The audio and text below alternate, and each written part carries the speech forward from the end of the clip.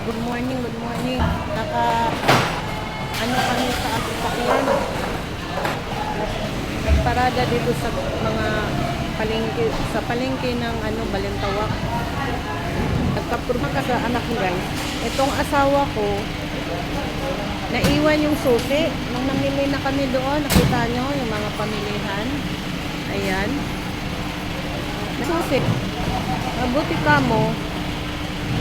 Hindi ninakaw yung sasakyan namin. Hindi namin alam kung ando yung susi niya sa loob na lock. Kasi nakaangat dito yung susi, nakita guys, nakaangat. Dala doon, namili ko, kasama siya kasi siya ang may dala sa bag namin. Ayan, namili kami ng gulay. Ngayon, naiwan yung susi, naalala niya doon sa pinamilihan namin. Ang problema guys, siyempre hindi naman tumaandar yung motor namin pag walang susi. Sana nga nandito yung susi sa loob, dito sa may tuan.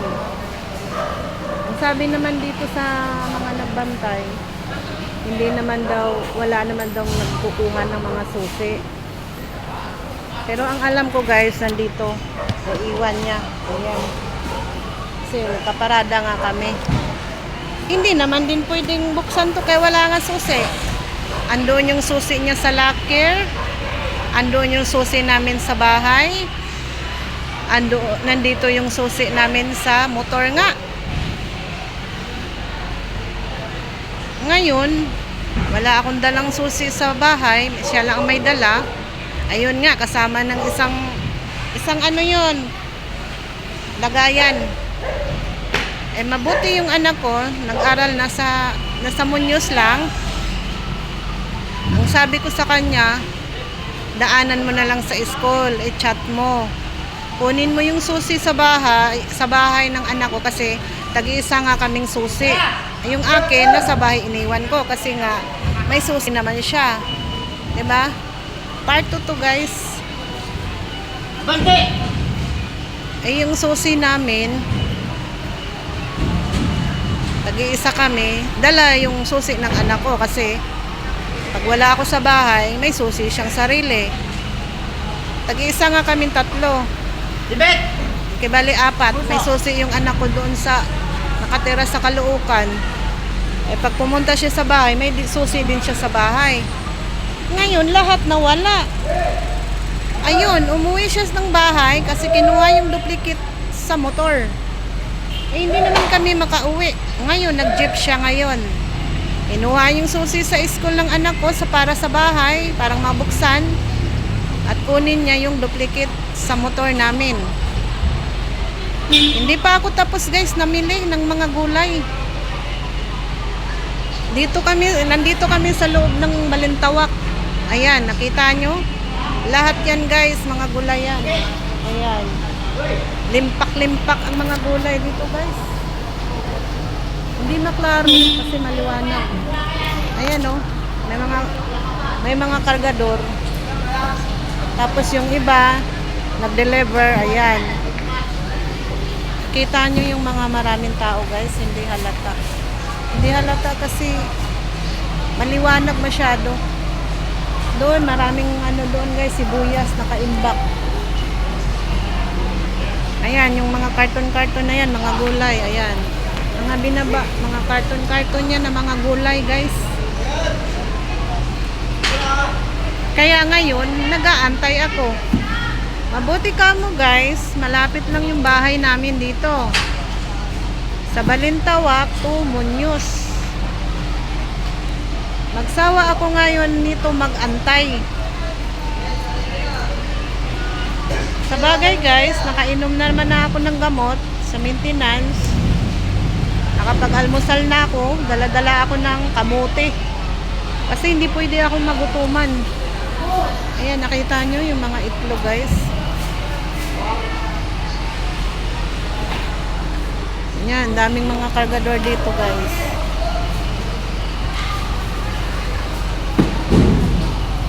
Ayan, yung motor namin. Doon guys, ang daming mga gulay. Ayan o. Mga gulay, mga kalabasa. Kita nyo? Maraming tao dito. Ako, baka isang oras ako dito mag-antay o 2 oras. Anong oras na?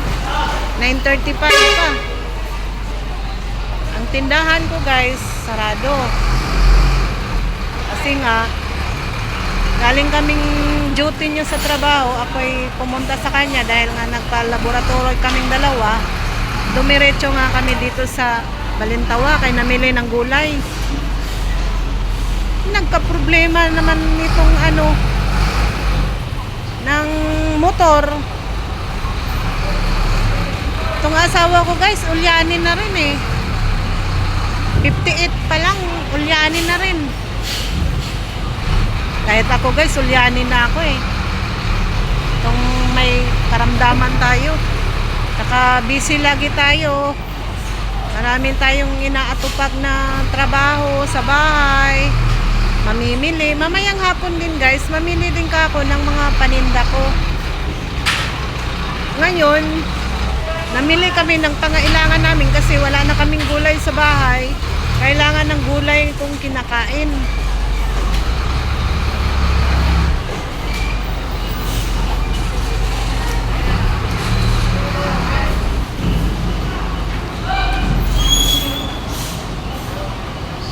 Kaya hindi naman pwede itong iwanan yung motor namin guys kasi baka nakawin.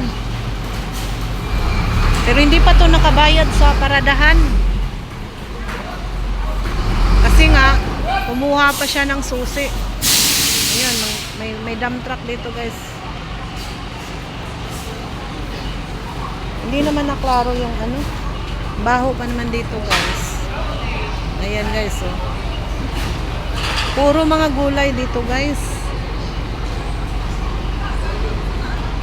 Sana hindi siya matrapikan kasi tanghali na. Andito ako ng Balintawak. Ayan oh. Ayan, maraming mga gulay. Nag-ano na oh. Nag-discard ng basura. Ayan ko guys, cellphone. Ayan, nakita nyo. Malabo man guys. Malabo.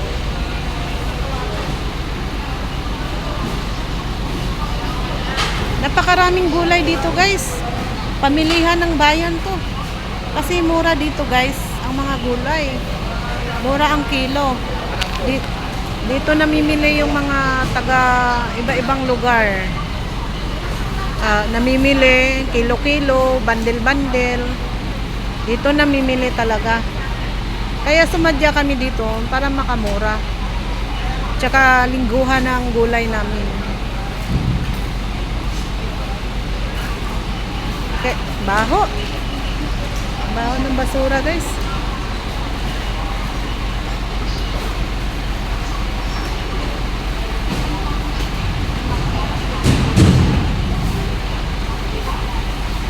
Kaya abot tayo nito ng tanghali.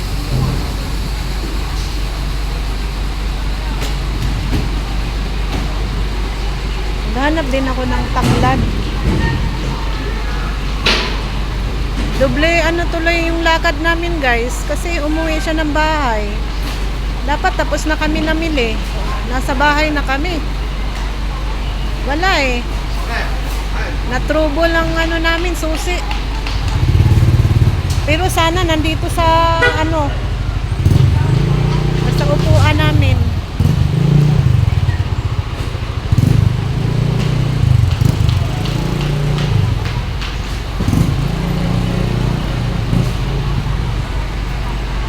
Grabeng pangyayari.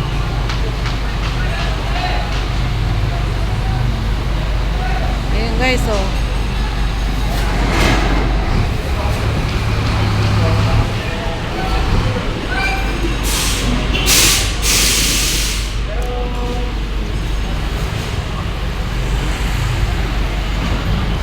Guys, ang daming problema.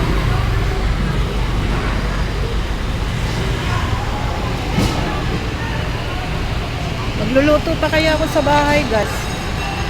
Magbubukas pa ako ng tindahan, sayang din. ganito na lang tayo guys.